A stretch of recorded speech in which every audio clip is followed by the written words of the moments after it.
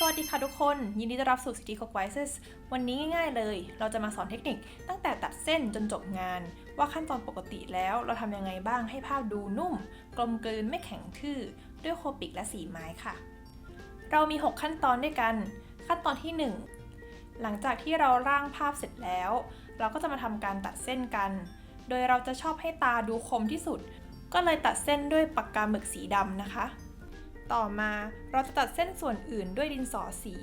เช่นผิวเป็นสีชมพูผมอันนี้เป็นสีน้ำตาลก็จะให้เป็นน้ำตาลเข้มหน่อยและส่วนเสื้อเป็นสีฟ้าก็จะให้ดินสอสีไม้เนี่ยเป็นสีที่เข้มกว่าสีพื้นเล็กน้อย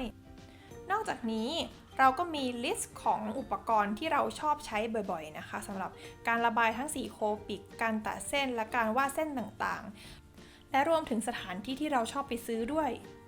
เราลงไว้อยู่ในลิงก์ข้างล่างใต้คำอธิบายนะคะก็สามารถลงไปดาวน์โหลดกันได้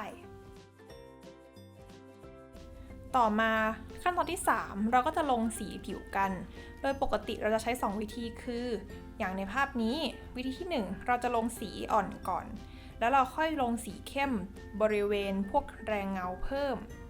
ส่วนอีกแบบหนึ่งก็จะเป็นวิธีที่เราลงสีเข้มตามพวกแรงเงาก่อนแล้วค่อยเอาสีอ่อนก็คือสีพื้นผิวเนื้อทั้งหมดเนี่ยลงทีหลังสามารถไปดูวิธีการระบายสีอีกแบบหนึ่งนะคะก็คือเป็นแบบที่เอาสีเข้มลงก่อนเนี่ยได้ที่บนการ์ดข้างบนนะคะโดย2วิธีนี้มันแตกต่างกันก็เพราะว่าถ้าหากว่าเราเริ่มลงสีเข้มก่อนเนี่ยสีเข้มจะมองเห็นได้ชัดกว่าตอนที่มันลงทีหลังนะคะ4เราก็จะมาลงสีในบริเวณอื่นกันโดยเราจะเริ่มจากสีอ่อนก่อนเช่นบนเสื้อสีฟ้าเราก็จะเริ่มจากสีฟ้าอ่อนก่อนแล้วเราค่อยใช้สีฟ้าเข้มเนี่ยระบายตรงบริเวณที่มันควรจะมีเงานะคะ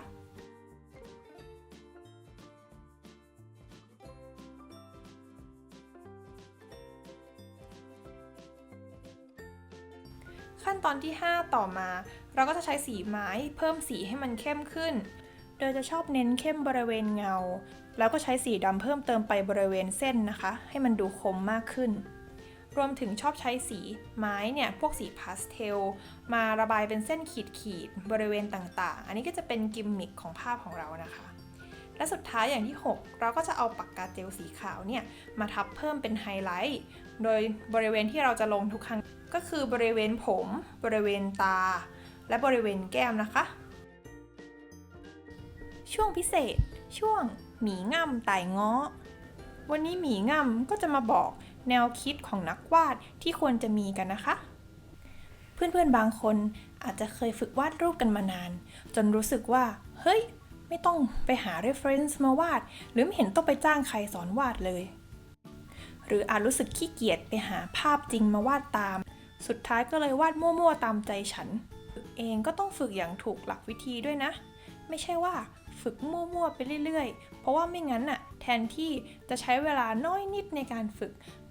มันก็จะยาวขึ้นเรื่อยๆเหมือนกับสมมุติว่าเพื่อนๆอยากจะทำขนม